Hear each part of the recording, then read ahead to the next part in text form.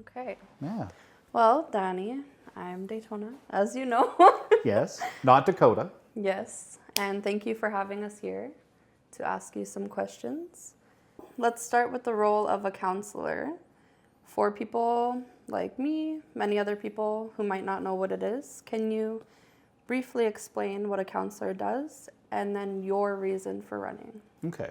So a city councillor is essentially the advocate for their 30-odd neighborhoods that on average make up a riding. Your job is to bring the perspective of your public, right, the people that elected you, to city. And when I say city, what I also mean is people have to realize that council and mayor are the governance side, so they set policy and bylaw. They're the approval process. And then city administration, right, the managers and employees of the city, they're the ones that do the research, come up with the reason for why they need to do certain things, but ultimately it falls to us to approve it. And then the reason why I'm running is I believe that we have not had the best representation in the riding in the last 8 years, because I did run previously in 2021. So here I am again in 2025. Welcome back. Thank you. Trying to provide, I guess, some sober second thought to the decisions that city wants to make. Okay. And with that, how do you plan to tackle the issues that the city is facing? So specifically, affordable housing, transportation, and community safety. Okay. So let's talk about affordable housing first. Sure. So you may or may not be aware that there's a number of organizations in the city that are responsible for affordable housing. Savita is a not-for-profit, Yes. and Home Ed is an arm's length city corporation that's responsible for it. The issue that we're currently facing right now, and I mentioned how there needs to be some pushback, really there also needs to be some accountability. So Home Ed only reports to the city once per year. So if there's issues that are ongoing, like they can't maintain certain properties, or there's certain problem properties where they're not really sure how to address it, you can't just go to us once a year and go, okay, here's a pile of problems, solve them now, right? It almost needs to be monthly reporting. The other issue is affordable. Would you agree that affordable housing is a serious issue in the city? Yes. Yeah. What if I told you that Home Ed is selling a property that taxes paid for on the open market? Yeah, it's happening in Riverdale.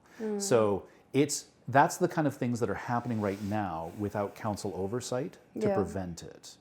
So that's affordable housing. I guess we need more of it, but it's going to have to come into areas that are, we have lots of open land. Yeah. But we need to look at where the development of it can take place, where infrastructure makes sense. So like you see a lot of mature neighborhoods, or like in Wedgwood, right? They want to build, they have a beautiful park that services multiple communities, and they want to put in affordable housing there. So they want to take out a section of the park, build affordable housing, even though, honestly, having gone through that area for over 20 years, there's not a lot of infrastructure that can take it. So the amount of construction that's going to take place, the amount of green space they're going to lose, it's going to be devastating. So in that area, the city needs to take, you need to weigh between people's enjoyment of nature and green spaces that are missing in major urban metropolises, and housing. There's a lot of other places we can put it.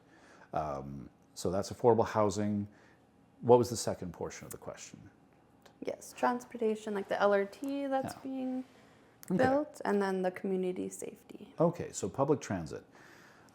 We're currently planning on budgeting and spending $466 million this year on our buses and our trains. We're averaging or expecting 40 to 45% back in user fees, which tells us a couple of things.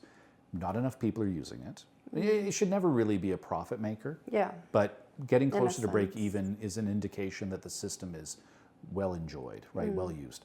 So not enough people are taking it, and or is it not safe? Well, it's both of those things, right? Because you hear the stories, right? Open drug use on the trains, assaults on the trains, assaults on buses. I have ideas of how to fix that. The first step is you need to change some of the policies on who can use transit. Right now, the city has a policy that allows homeless people to access the transit system.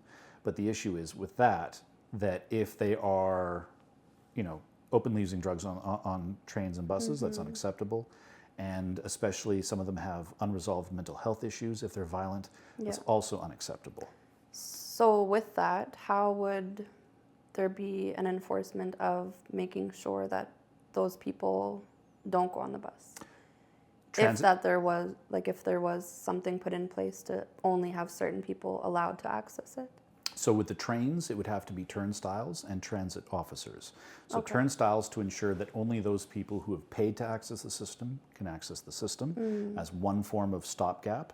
And then the second step is that you need transit officers who are there not only riding the trains, but to enforce the rules to make sure that the people who are getting on the system are, you might look at it like profiling, but the thing is people are demanding more in the way of safety. Yeah. And so it's, when you take transit, you need to know you're going to be safe. Yes. Right? Yeah. Otherwise, you might as well drive. And that defeats the purpose of having the system. Now then, how to make the buses more safe?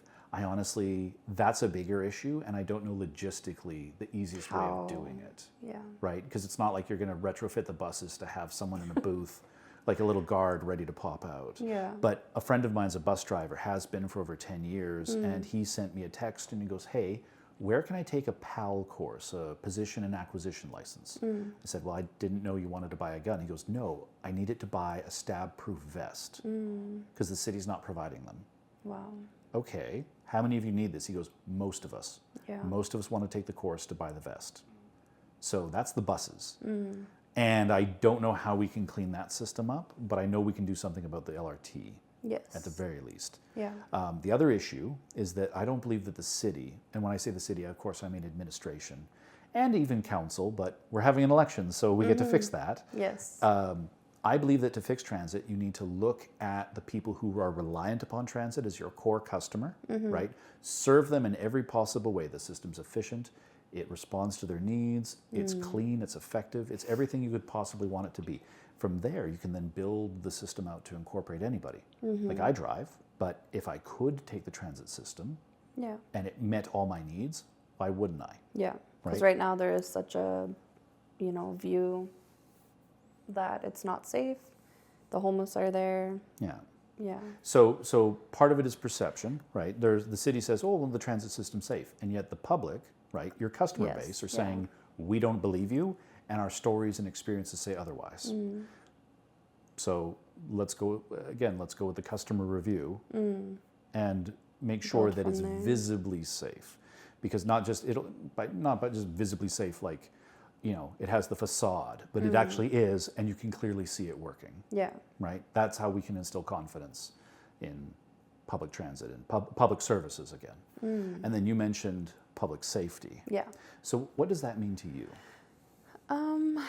So Not to turn the interview around, but it's like public safety, that's kind of a very, yeah, very, just being, even going to an event or going certain places downtown and wanting to be able to freely walk without being nervous if you're going to inhale something or get something taken or be at the wrong place, wrong time.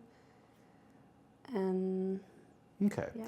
So I would say that and this is based off a survey that we've had running for months now, a more visible police presence, better lighting, a quicker response time.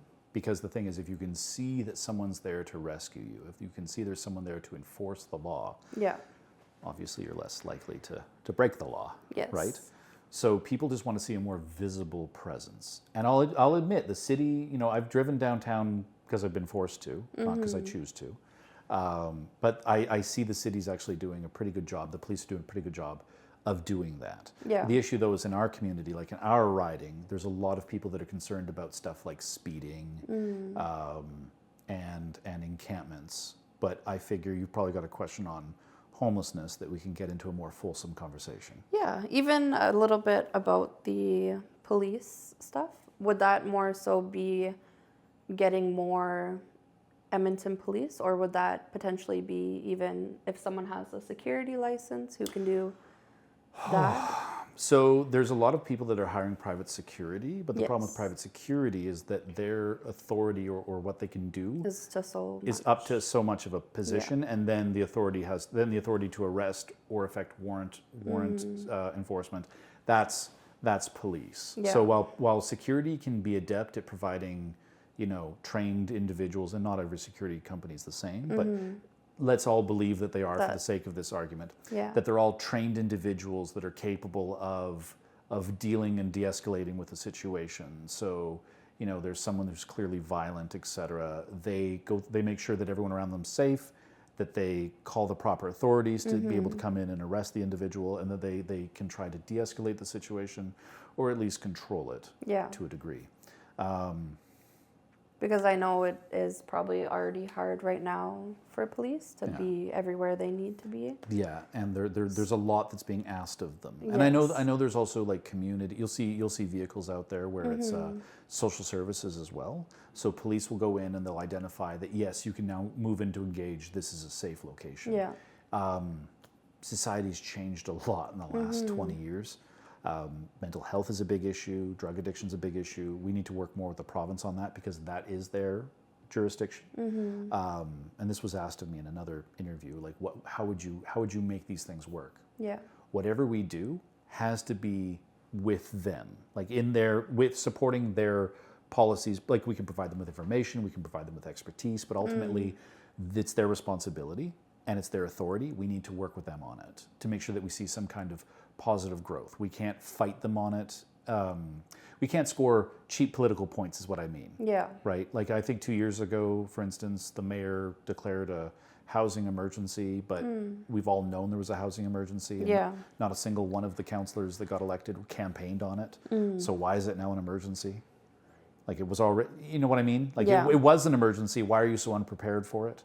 And so, and then they blamed the provincial government and they blamed the federal government. It's like, but you knew this was a problem. Now you're scoring cheap political points. Yeah. And that's not good, right? I very much believe that we need to publicly say we're all working together, but privately behind closed doors, that's when we can use the stronger language and challenge other levels of government Yeah. to give them the grace and the opportunity to back down from a dangerous position or one that is not serving us and make it look like, you know, we are working together or that they can take the credit for it. I don't care. Yeah. Right? It's whatever gets it done. But no one likes being told that they're wrong and they don't like looking foolish.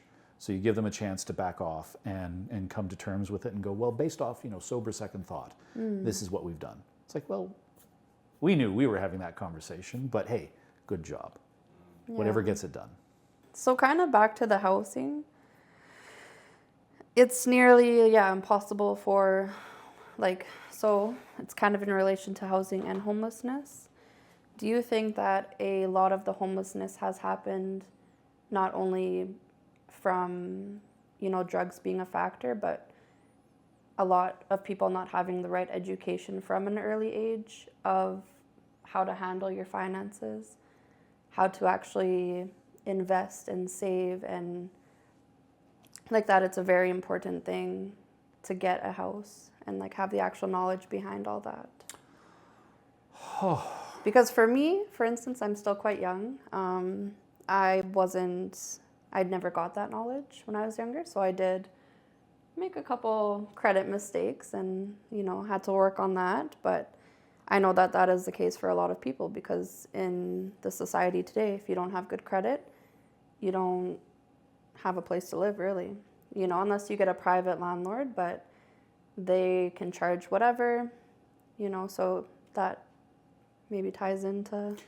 So let's talk about the education portion of it. Yeah. So when I was in high school, what feels like forever ago, in fact, 2001 would have been, I was in grade 11, 12, I graduated in 2002. Okay. So yeah, whatever, Com 20. I don't know if they still teach it. Yeah, Comtech, yeah. There was 2 courses for Com 20, and if I'm not going to name them, but if my teacher's watching this, I'm so sorry. So there's the one course, Com 20 was useless, right? There was the one course where they just watched movies, and that sounded great. Yeah. And then there was mine where it's like, okay, go, here's your budget, go look at the, energy efficiency of appliances, and then craft your budget around that. And my thought was, who the heck actually does that? No one does that. No one calculates out energy efficiency. So I realized that really, Com 20 was useless because no one taught me how to write a check. Not how to balance a checkbook. Yeah. How to write a CV, write a resume, how to interview, how to invest, right? Like, you know, how does the banking system work? Yeah. What is a good way to invest? What is a bad way to invest? Yeah. You know, luckily, my dad, who's a chartered accountant, taught me the investment side of it. But the rest of it, there's so many kids out there, so many adults out there that have no concept of any of this. Yeah. So do you think you would try to enforce some kind of programs? Well, that would be provincial, because education is a provincial responsibility, jurisdiction. Okay. So yeah, the city might collect school taxes, and so people complain because their taxes are so high, but it's like, well, we have to collect them. But I think that the province should just roll education taxes, school taxes into the income tax and just take it off of the city's responsibility, because it makes us look bad when they need more money for education, and we're just trying to manage like infrastructure and facilities and everything else. That can be another discussion, but either way, education is a provincial responsibility. But yeah, I would fully endorse and advocate for